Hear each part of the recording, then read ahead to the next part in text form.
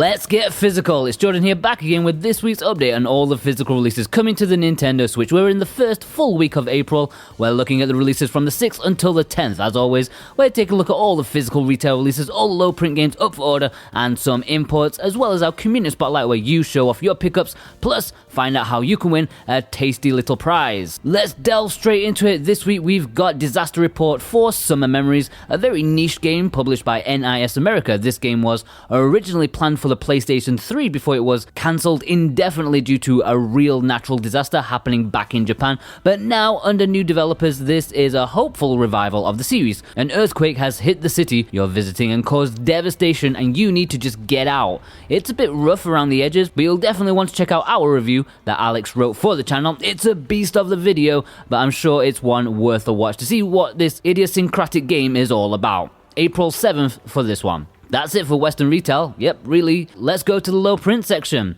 After last week's glut of low print games, this week we're toning it down a bit. Just a little. Now I feel now might be a good time to bring up First Press Games. No, not One Print Games, they're a different company. I've talked about these guys before and their planned releases, but their actual pre-order dates seem to have, snuck up on me. They have a few games up for pre-order. Firstly, they have Shadowbug, which is an interesting indie game, one that I reviewed for the channel a lifetime ago.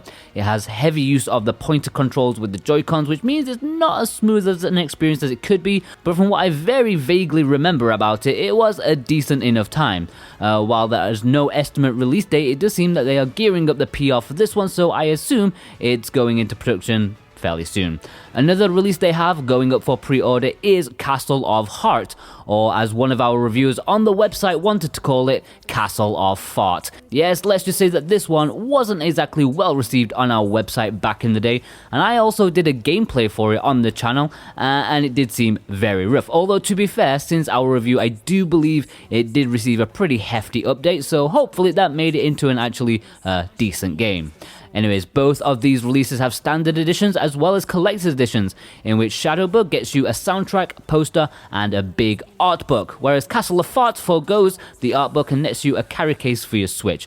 It is worth noting that the standard edition also comes with the coin and manual. Limited Run have gone another extra step in their business model. They are now partnering with games that are having a Kickstarter. Yes, Sea of Stars, a lovely looking retro-inspired RPG, has already been snapped up by the company, offering an early backer exclusive physical version. While there are no consoles specified, you'd put good money on this being available for the Switch, and the developers have already hinted at that. But just be warned, release time is apparently 2 years away, and who knows, they might, well, almost certainly do a non-backer physical at some point later too, although with different artwork and less stuff. I can't say I'm a fan of this idea of snapping up Kickstarter projects, as it could set a new precedent and a whole can of worms, when low print companies scramble for as many as they can get like starving dogs, and we all know how Kickstarter projects can turn out. I've backed 3 Kickstarter campaigns and only one has actually come out to my expectations, Shovel Knight. The other 2, Mighty No. 9, well, I still haven't got my 3DS version that I paid for, and the other one, I can't remember its name right now, it was by Playdeck and it was like a Final Fantasy Tactics style game that crashed and burned, and they threw it to another publisher to, put out the fire. Anyways, I'm worried. I don't like where this could be going. Alright guys, this is where I would normally move into physical imports, but the sad truth is, there's not a single one that I can find. Japanese publishers must be very scared of Final Fantasy VII. I don't blame them. But don't worry, I'm still going to find some nice things for you to get your saliva running. Let's jump into the miscellaneous section, and just remember that all the things that you see here, including the community spotlight section, we do have affiliate links for any of them that take your fancy, and if you want to purchase them for yourself and lend SwitchWatch a massive hand at the same time. They're in the description of the video and in the pinned comment. Every purchase that you make really supports us. Plus, when you use those links, we can give you something back. If you use our coupon code SwitchWatchTV, SwitchWatchTV, one word, when you're checking out, you can get 5% off all physical items. Yes, we just scraped into PlayAsia's new requirements, so we have at least 2 more months of the code before they assess our partnership again. Just remember to use our links at the same time though. Okay, so while there's no games from the East this week, I know that all of you guys in the comments and over on our Discord, it's been non-stop Animal Crossing. I think everyone is addicted to it now. People are going out and trying to buy up all the amiibo cards and other things. Well, there is a nice pre-order for a reissue of some popular plushies of famous faces in the series. You know, if you need a nice little cute Isabel, or you need that sturdy shoulder of Brewster in your life like I do myself right now, then there are pre-orders for these cute plushies. Now, I know a lot of people have been loving the handful of Microsoft games that have been releasing on the Switch recently: Cuphead, Super Lucky's Tale, and maybe the best of all, Ori and the Blind Forest, a delightful Metroidvania type game that suits the system well. And one thing that people talk about is the amazing soundtrack. Well, I Am 8-Bit are producing a reissue vinyl 2LP set for the first game, which is on the Switch, plus a brand new release for the sequel, The Will of the Wisps, which sadly isn't on the Switch. But anyways, you can pre-order this soundtrack now from the I Am Bit website, or later on PlayAsia if you really want to support us. It's up to you.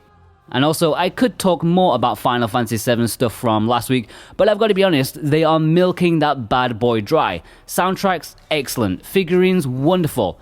But tape. Shinra, keep out tape. I mean, that is one heck of a way to sell tape at a premium price. I kind of want it. But yeah, there are so many Final Fantasy VII stuff going on these days, it's bewildering.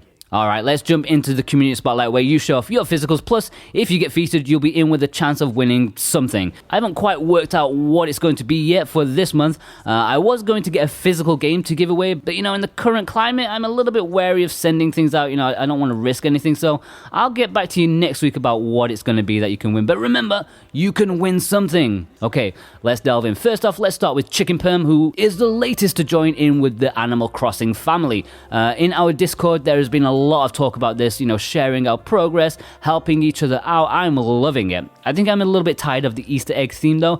It's kind of going on a little bit too long, but otherwise I absolutely love this game. I've already put 50 hours into it. Somebody stop me.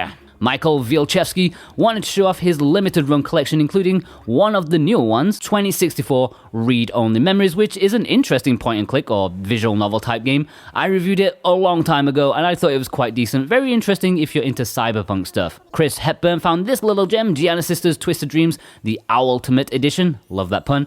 Well, I say gem, I don't actually know myself since I've not played it, but I've heard people say it's pretty decent. And it's from THQ Nordic. You know, you can always rely on those guys to put out a solid game, if nothing groundbreaking. Choco Loco James sent in this lovely Mega Man 11 package, including the amiibo. I don't know if the West ever saw a package like this one or not, but it does look very nice. I'm Just Sauce showed off these lovely games, including the massive My Hero 1's Justice 2 Collector's Edition, plus that incredibly expensive Stardew Valley physical from Japan. That's the first time that I've ever seen it in the wood plank cover though. I had no idea that it ever came like that. Hyrule Legend didn't get a game, but Lord Almighty did I need to include this vinyl sound selection of both Final Fantasy VII Original and Remake soundtrack. This is just wonderful. I wish there was a few more tracks on it, but you know, it's vinyl, and as a collector's piece, I am very jealous. There are links below if you fancy this yourself. Fluttershout showed this pickup of Shining Resonance Refrain, a decent JRPG of a rather niche series from Sega. This comes in a nice sleeve, and I do keep eyeing this one up myself. You know, I can't resist a good JRPG. Lilith sent in these couple of games, Smoke and Sacrifice from Super Rare Games, plus a lovely import of Onimusha. I really love that game. I kind of wish it was a bit longer, but that just makes it great for replaying it in one sitting and mastering it. It's a pretty good port too, and I'm hoping Capcom release the other games in the series. I'm waiting, Capcom. Mansfield Bear showed off these couple of games. The Messenger, a great Metroidvania from Sabotage, who are the same company responsible for the Kickstarter Sea of Stars, which I mentioned earlier. Plus, Assault Android Cactus from Super Rare Games, a great twin-stick shooter, supposedly one of the best on the Switch. God of Resin also got the Messenger, plus the best thing is the SwitchWatch Baby Owl mug. It looks so cute, right? You gotta say it looks cute. Paul Pope's Hall for March. Try saying that 3 times. Paul's Hall. Paul Pope's Hall. There's some big games in here, plus that awesome arcade stick from Hori. I wonder what it's like playing Animal Crossing with that. Jonathan sent in a couple of pictures. Firstly, a reaction to my imports compilation video saying that I hadn't seen anyone with Neo Atlas. Well, Jonathan has one. This lad has everything. Plus, I am so very, very jealous the Final Fantasy VII Remake. And not only that, but the big bad boy edition with the figurine, I think. I honestly could cry right now because it seems like everyone has this except me. Stephen Chin has an interesting selection of games, not ones that you see often, like The Lost Child, Gundam Pixies, a nice varied collection. Always happy to see Dusk Diver in there. Punky Dooster showed off these 6 games, 3 of which he used our affiliate links for, which, we massively appreciate you. Thank you so much. Really helps us keep the series going. It has the Dragon Quest Trilogy, Onimusha, and the Japanese release of Final Fantasy X and 10 Part 2, which has both games on the cartridge, which I think, is just essential for Switch collectors. Tommy Mayers showed off these 3 games, the excellent Wonder Song from Limited Run. I think that's a bit of a hidden gem on the Switch, one of the indie darlings. Plus, that interesting release of Tales of the Tiny Planet, a very obscure release, supposedly not the best game ever, as you may guess from the publisher, but you know what, I actually quite like that box art. Dane did not get a Switch game this week, but like Jonathan, oh my lord, why are you guys teasing me like this? I actually want to cry. And finally, to end this episode, everyone's favorite 80s action star Kurt Cannongrave is back to show off this signature edition of Children of Morta. I know Juan loved this game when it released last year, and he's also a massive fan of signature edition boxes like this one. They're always quite lovely. Alright guys, thanks for sending in your pictures. If you want to send in your recent editions, or perhaps your favorite Switch game, or perhaps games you think are underrated, it doesn't matter, just send in a picture, send it to me over on Twitter at SoWhatAboutTheGame. Please DM me so I can keep track of it, or you can email it into us at contactors@switchwatch.co.uk. Just remember to start the email title with Community Spotlight so that I don't miss it. Plus, we have a Discord. I keep mentioning it and I want you to join it. It's a nice way to have a chat with you, and you can send your pictures to me over on there.